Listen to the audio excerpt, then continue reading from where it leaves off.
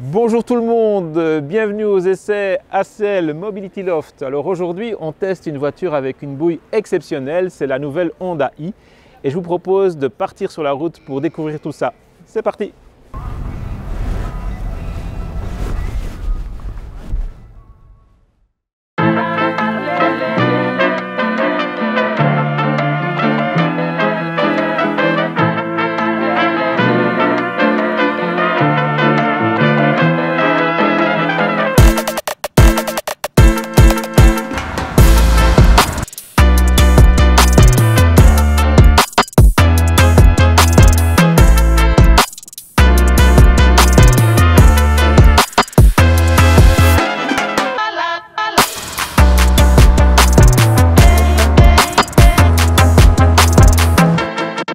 Nous voilà à bord de cette Honda i dont le look est exceptionnel, vous serez d'accord avec moi. Alors c'est vrai qu'il y en a qui aiment, d'autres qui n'aiment pas.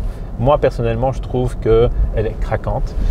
Mais il n'y a pas que le look en fait. Quand on regarde l'intérieur, on a un traitement vraiment hyper technologique. C'est d'ailleurs la chose qui surprend le plus, c'est cet écran, ou plutôt 16 écrans. On a un tableau de bord qui est constitué de 5 écrans. Alors il y en a un en face de moi pour les informations de conduite. Et ensuite, j'ai encore 2 écrans à côté pour tout ce qui est multimédia, ordinateur de bord, etc. etc. Et au bout de ce tableau de bord, j'ai 2 autres écrans qui ne sont rien d'autre que des caméras. Oui, ce sont des caméras qui font office de rétroviseur. Alors, on a déjà vu ça sur d'autres voitures, comme par exemple l'Audi e-tron. Et on n'avait pas été trop convaincus parce qu'ils n'étaient pas très bien placés. Mais ici, il faut avouer que Honda a bien réussi son coup parce qu'il les a placés vraiment au coin des portières, là où se trouvent normalement les rétroviseurs. Donc moi je suis assez satisfait, ça marche assez bien. Alors parlons de la position de conduite. La position de conduite elle est assez bonne en fait parce qu'on a assez d'amplitude de réglage du siège, du volant et on est assez bien confortablement installé.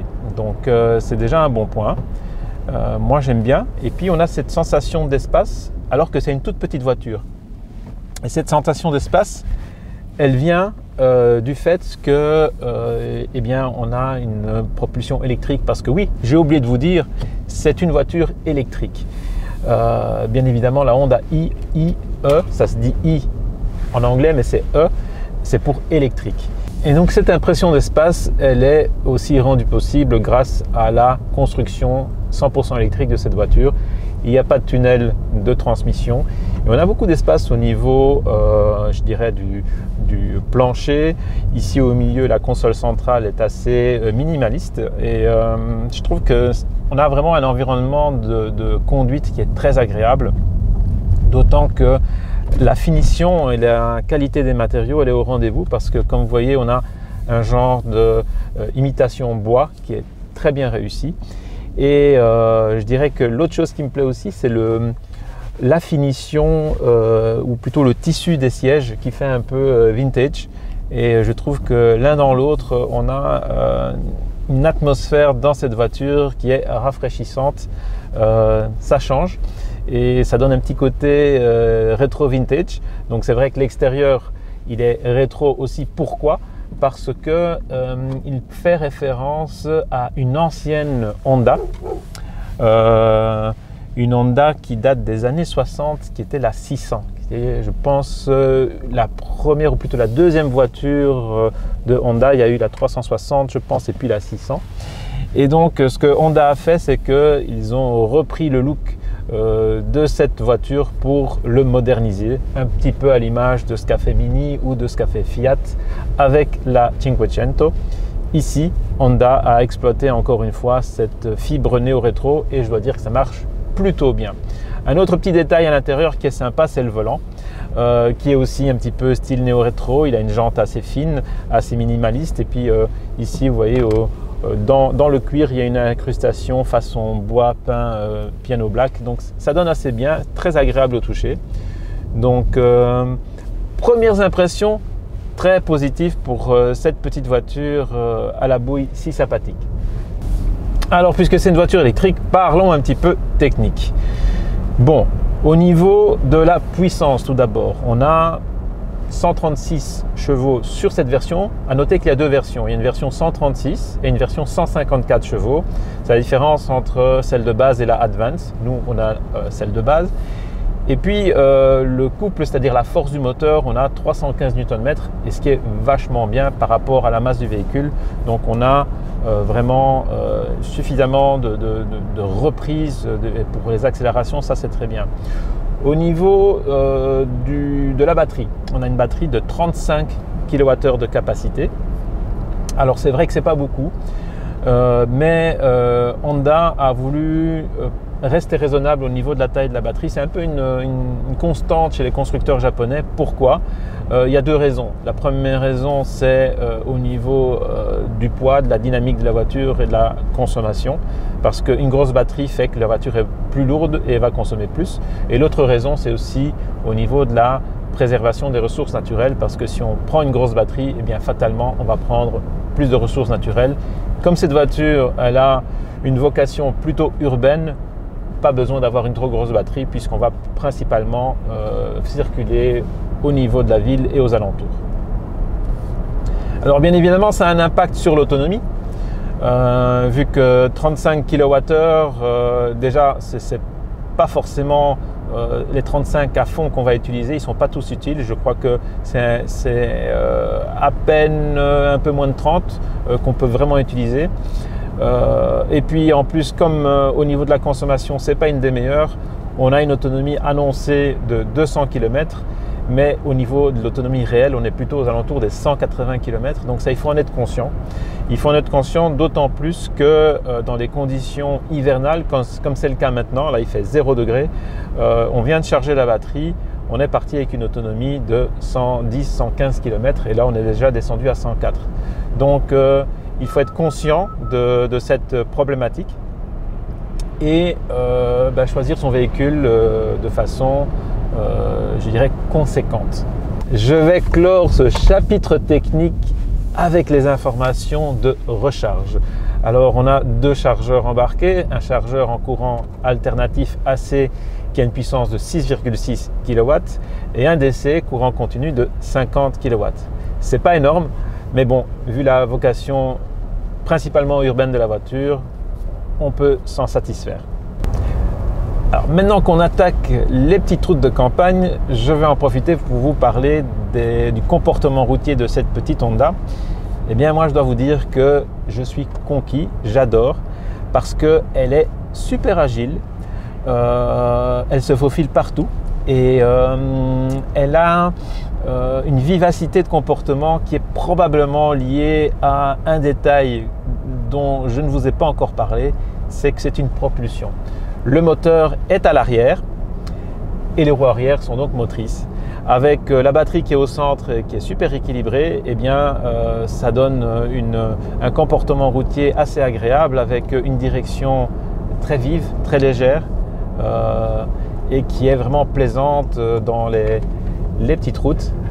Moi j'aime bien, c'est vif, c'est agile, c'est réactif et c'est du plaisir. Franchement, moi j'adore. Bon évidemment, il ne faut pas commencer à vouloir en faire une voiture de rallye, mais franchement ça marche pas mal et c'est très agréable. Alors l'autre point qui est vraiment le point spectaculaire de la voiture, c'est le tableau de bord avec ce combiné qui fait toute la largeur de la planche de bord. C'est vraiment inédit. On l'avait déjà vu dans des protos sur les salons, mais pas encore en vrai. Donc là c'est la première voiture qui a un écran, enfin plusieurs écrans qui font tout le tableau de bord. Et on a toutes sortes d'informations. Ici par exemple j'ai mis les informations d'énergie. Donc ça m'indique ma consommation qui pour le moment est énorme vu qu'on vient de démarrer, qu'il fait froid et que la voiture est en condition de chauffe. À côté j'ai la radio, mais ce qui est rigolo c'est que je peux changer. Si je suis là, hop, je permute et je peux avoir différentes informations d'un côté ou de l'autre. Je peux aussi aller chercher la navigation ici. Et à ce moment-là, j'ai la navigation. Enfin bref, je peux me balader dans l'ordinateur de bord. Il me donne les informations de conduite, ma consommation, la recherche des stations de recharge. Bref, vous l'aurez compris, c'est une voiture hyper connectée. Je poursuis sur les sensations de conduite. Et là, le point qui est aussi super agréable avec cette voiture, c'est bon, fatalement le silence vu qu'elle est électrique. La douceur de la suspension, point assez peu commun sur les voitures électriques qui en général sont un peu dures et en suspension et un peu sèches, un peu lourdes. Ici, ce n'est pas le cas. On a vraiment un confort à la fois de siège et de suspension qui est très appréciable. Et puis l'autre chose qui est vraiment super, c'est la maniabilité de cette voiture qui est due à son rayon de braquage super court. On a, je crois que c'est 4,3 mètres de rayon de braquage, ce qui est vraiment tout petit. Et ça donne on va dire un agrément de progression en ville qui est hors pair. On peut faire demi-tour sur une route à 2 voies, c'est assez incroyable.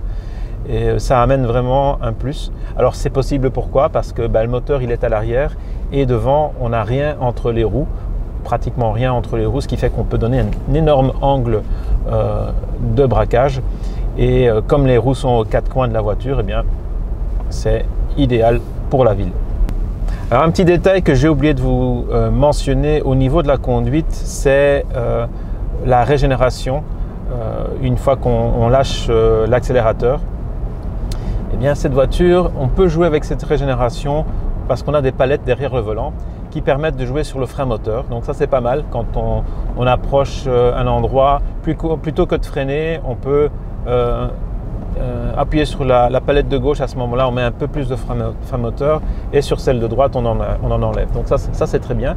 Mais au-delà de ça, on a une autre fonction qui est le One Pedal que je peux activer ici au niveau de la console centrale. Et en activant le One Pedal Drive, eh bien à ce moment-là, c'est un peu comme les autres concurrentes. Je crois que la première voiture à lancer ce système était la Nissan Leaf de 2e génération. Et bien que ce One Pedal Drive, en fait, si on accélère, eh bien on appuie sur la pédale logique. Par contre, si on enlève le pied de la pédale, eh bien la voiture va freiner d'elle-même. Et c'est vraiment un freinage qui est conséquent, qui permet d'aller presque jusque l'arrêt. D'ailleurs ici, je vais vérifier si on peut le faire jusque l'arrêt.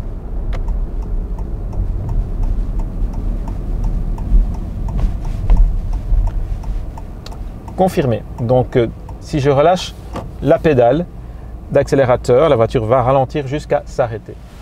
Donc c'est une fonction qui peut être très agréable lorsqu'on circule en ville parce qu'on peut pratiquement rouler sans appuyer sur la pédale de frein vu qu'on n'a qu'à doser le niveau d'enfoncement de la pédale d'accélérateur. Alors au début ça demande un peu de temps pour s'habituer. Moi j'ai eu du mal, j'aimais pas trop. Et puis, avec la pratique, on s'habitue et ça devient tout à fait naturel. Donc, pour rouler en ville, c'est vraiment pas mal. Donc, bonne idée le One Pedal Drive. Parlons un petit peu équipement. Là aussi, on doit dire que de ce point de vue-là, la Hyundai est très bien fournie. Elle a un équipement super complet. Déjà, je vous ai dit, tout ce qui est multimédia, c'est au top. On a aussi des sièges chauffants à l'avant et un volant chauffant, ce qui est quelque chose de très appréciable pour une voiture électrique parce que ça prend moins d'énergie de chauffer les sièges que tout l'habitacle. Donc ça, c'est un bon point. Ensuite, il y a toutes les fonctionnalités de sécurité, donc les aides à la conduite comme le Lane Keeping Assist, le freinage d'urgence, le cruise control adaptatif, surveillance d'angle mort, etc. Vous avez compris, elle est super complète de ce point de vue-là. On a aussi un toit pas ouvrant, on va dire presque panoramique parce que il est juste on va dire découvrable au-dessus des passagers avant, mais de l'extérieur elle a un look puisque c'est un toit qui est noirci, on dirait que c'est panoramique, donc ça c'est pas mal. En parlant de caméra de recul, je dois aussi mentionner qu'on a un rétroviseur qui bascule entre miroir et caméra et qui fait donc office de caméra de recul. Il suffit de faire ceci et à ce moment-là, on a une vision arrière. Alors ce qui est rigolo, c'est que on peut nettoyer la caméra avec l'essuie-glace arrière puisque la caméra elle est située au niveau de la vitre arrière, donc c'est assez malin. Avec tout ça, j'ai oublié de vous parler de son habitabilité. Évidemment, ce n'est pas une grande voiture, vous l'avez compris, mais on a quand même 4 portes et 4 places. Donc c'est quand même appréciable pour pouvoir se déplacer en ville avec les enfants, aller faire les courses. En parlant de courses, le coffre, il est assez rikiki, il fait que 171 litres. Mais Si on a besoin d'un peu plus d'espace, on peut rabattre la banquette arrière. Chose à mentionner quand même, ce qui est un petit peu dommage, c'est que la banquette, elle est fixe. Donc on peut la rabattre que d'un seul tenant. Ça peut être un inconvénient si par exemple on a un passager à l'arrière et qu'on veut un peu plus de coffre. Là, c'est pas possible, il faudra mettre les choses sur le siège. Alors on arrive tout doucement à la fin de cet essai et on va parler prix. Donc au Luxembourg, la Honda i est proposée en version d'entrée de gamme, c'est-à-dire il y a deux versions, hein. Il y a l'entrée de gamme et il y a la Advance. Elle est proposée à un peu plus de 34 000 euros, je crois que c'est 34 170 euros, quelque chose comme ça. Évidemment, on a droit aux 8 000 euros de prime de l'État parce qu'elle est juste en dessous des 18 kWh au 100 de consommation.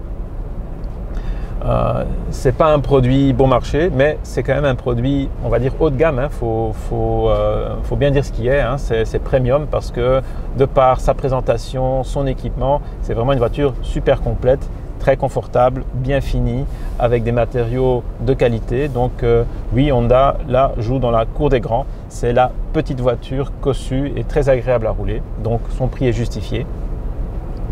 Alors bien entendu, il y a d'autres possibilités d'acquérir cette voiture. On peut très bien penser à la prendre en leasing plutôt que de l'acheter. Et c'est, je dirais, plutôt une bonne idée de faire ça avec une voiture électrique. Comme je vous l'ai déjà dit sur d'autres présentations, acheter une voiture électrique, c'est prendre un certain risque puisqu'on ne sait pas de quoi le futur sera fait au niveau des batteries, etc. Et on ne sait pas à quel point elle va décoter ou non. Et c'est pour cette raison aussi que le leasing privé fait du sens. Alors si je vous parle de leasing privé, c'est bien entendu parce que je veux faire allusion à Electrolease, la formule de leasing privé de l'ACL qui propose actuellement la Honda i en leasing. Pour les tarifs, je vous propose de consulter notre site que vous pouvez voir ici et vous pourrez voir à ce moment-là quelles sont les différentes formules à disposition pour cette Honda i. Alors nous voilà arrivés à la fin de cet essai et c'est le moment de conclure. Bien, en ce qui me concerne, cette petite Honda i, elle m'a beaucoup plu. Déjà au niveau de l'esthétique, je trouve qu'elle a une bouille craquante. Ensuite, la technologie qu'on a à l'intérieur avec cet écran, enfin c'est plusieurs écrans énormes, ça change, c'est rafraîchissant. Et la conduite, pour moi la conduite c'est vraiment quelque chose aussi de très intéressant parce qu'elle est très agile. Il y a la fonction One Pedal qui fait qu'on peut rouler pratiquement sans freiner et elle a un rayon de braquage qui fait merveille en ville. Maintenant, si je dois lui trouver quelques petits défauts ou des regrets, je vais dire que c'est l'autonomie, bien évidemment, avec seulement 180 km réels en bonnes conditions, c'est peut-être un peu juste, mais si c'est pour la ville, on peut lui pardonner. Le coffre, évidemment, c'est aussi un peu petit, hein, 171 litres, c'est pas énorme, mais encore une fois, c'est une voiture à vocation urbaine et on peut toujours abattre la banquette pour étendre la capacité du coffre. Finalement, dernier petit défaut, c'est le prix. 34 000 euros, c'est pas donné, mais il faut avouer qu'on a ici un condensé de technologie et de design et finalement, c'est un peu comme l'iPhone, c'est un beau petit bijou technologique. Sur ce, je vous remercie pour avoir visionné cette vidéo et je vous donne rendez-vous à bientôt. N'oubliez pas de donner le petit pouce si vous avez aimé, donner des commentaires et aussi vous abonner à notre site. Ciao, à bientôt!